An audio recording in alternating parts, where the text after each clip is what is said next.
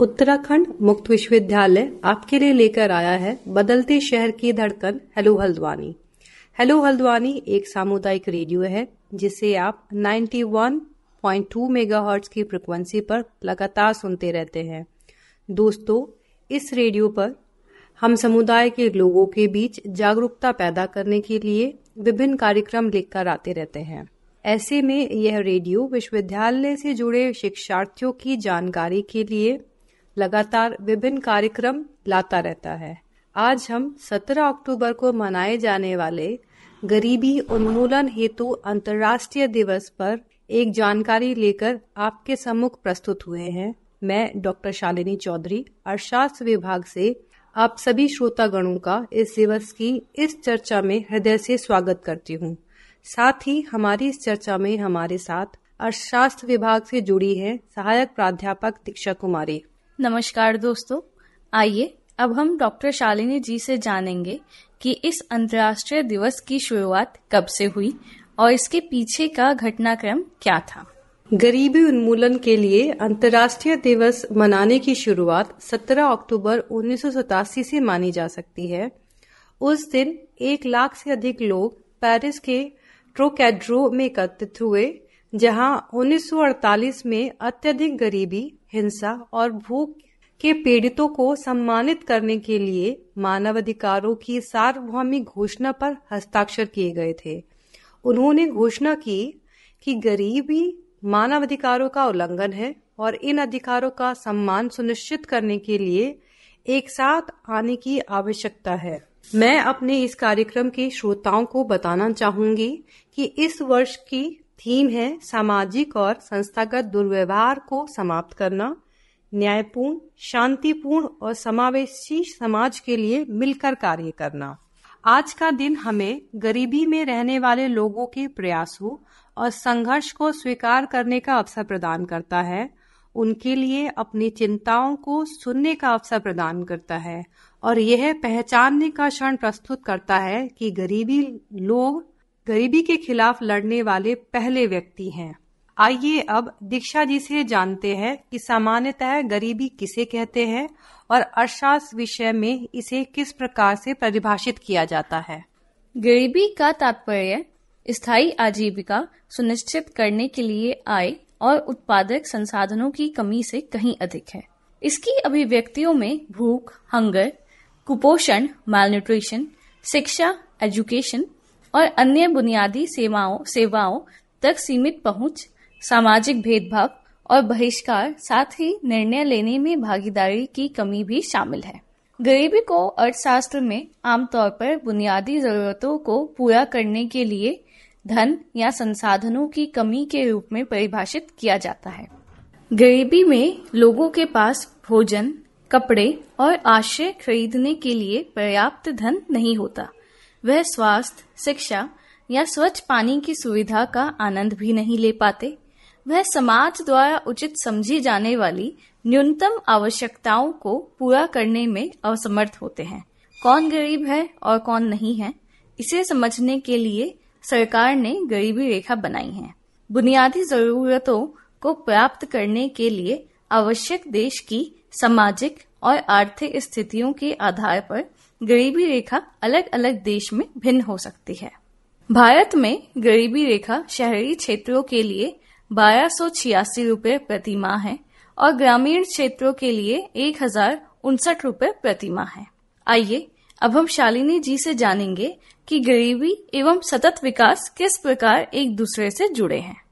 एक स्थायी भविष्य के निर्माण के लिए हमें अत्यधिक गरीबी और भेदभाव को खत्म करने की दिशा में अपने प्रयासों को तेज करना होगा और हमें मिलकर यह भी सुनिश्चित करना होगा कि हर कोई अपने मानवाधिकारों को पूरा करे और उसको पूरी तरह से उपयोग करे। गरीबी में रहने वाले लोगों की पूर्ण भागीदारी विशेष रूप से उनके जीवन और समुदायों को प्रभावित करने वाले निर्णयों में एक सस्टेनेबल फ्यूचर के निर्माण के लिए नीतियों और रणनीतियों के केंद्र में होनी चाहिए।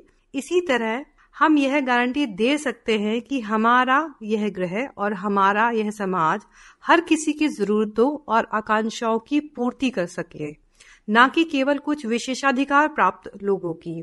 इसीलिए यह आवश्यक है और उचित भी है कि गरीबी में रहने वाले लोगों और नागरिक समाज संगठनों के परामर्श से संयुक्त राष्ट्र द्वारा यह चुनी गई थीम है और यह मानती है कि एक स्थायी भविष्य के निर्माण के लिए सभी लोगों को गरीबी और भेदभाव को समाप्त करने के लिए एक साथ आना होगा, जिसमें आवश्यकताएं भी शामिल है।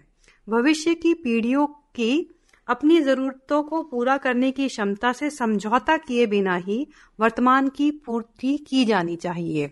सतत विकास के लिए 2030 एजेंडा में 17 सतत विकास लक्ष्यों को लिया गया है, जिसमें से पहला लक्ष्य है गरीबी को उनके सभी रूपों में समाप्त करना।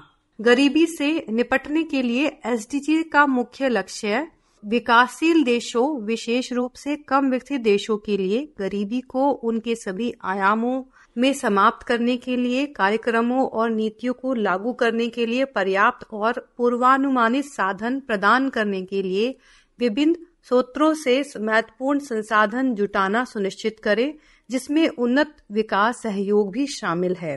एसडीजीज का लक्ष्य राष्ट्रीय और क्षेत्रीय स्तर पर गरीबी और लिंग संवेदनशील विकास रणनीतियों के आधार पर ठोस नीति ढांचे का निर्माण करना है, ताकि 2030 वर्ष तक यह सुनिश्चित किया जा सके कि सभी पुरुषों और महिलाओं को भूमि और संपत्ति के अन्य रूपों, विरासत, प्राकृतिक संसाधनों, उपयुक्त नई तकनीक और माइक्रो फाइनेंस सहित वित्तीय सेवाओं पर स्वामित्व और नियंत्रण जैसे आर्थिक संसाधनों के साथ साथ बुनियादी सेवाओं तक पहुंच का समान अधिकार मिले। आइए अब दीक्षा जी से जानते हैं गरीबी से जुड़े हुए कुछ तथ्यों को। जी शालिनी मैम, इसमें सबसे पहला तथ्य है नवीनतम अनुमानों के अनुसार 2023 में दुनिया भर में लगभग 700 मिलियन लोग $2.15 से कम पर गुजारा कर रहे थे। दूसरा है अत्यधिक गरीबी में रहने वाले दुनिया के श्रमिकों की हिस्सेदारी पिछले दशक में आधी हो गई है। 2010 में यह 14.3% थी, जो कि 2019 में 7.1% हो गई। हालांकि 2020 में यह कोविड-19 की महामारी के बाद 2 दशकों में पहली बार बढ़ी है। इसके बाद यह अनुमान लगाया गया है कि 2030 तक अत्यधिक गरीबी को समाप्त करने का वैश्विक लक्ष्य हासिल नहीं किया जाएगा। लगभग 600 मिलियन लोग अभी भी अत्यधिक गरीबी में रह रहे हैं। यह तथ्य अत्यधिक विचारणीय है कि 6 में से 1 बच्चा अत्यधिक गरीबी में रहता है। 2013 और 2022 के बीच प्रतिदिन $2.15 से कम पर जीवन यापन करने वाले बच्चों की संख्या 383 मिलियन घटकर 333 मिलियन हो गई है। लेकिन कोविड-19 के आर्थिक प्रभाव के कारण प्रगति के 3 साल बर्बाद हो गए।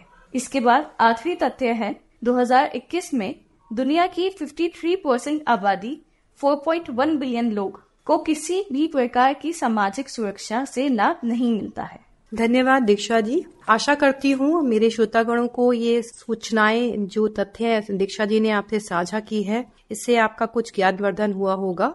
और इस कार्यक्रम की अगली कड़ी में हम सभी सतत विकास लक्ष्यों के बारे में जानेंगे और यह कोशिश करेंगे, इस पर चर्चा करेंगे कि यह राष्ट्रीय स्तर पर और राज्य स्तर पर भारत के संदर्भ में अगर हम बात करें तो किस प्रकार की स्थिति हमारी है, इसके बारे में हम अगली कड़ी में चर्चा करेंगे। धन्यवाद दोस्तों।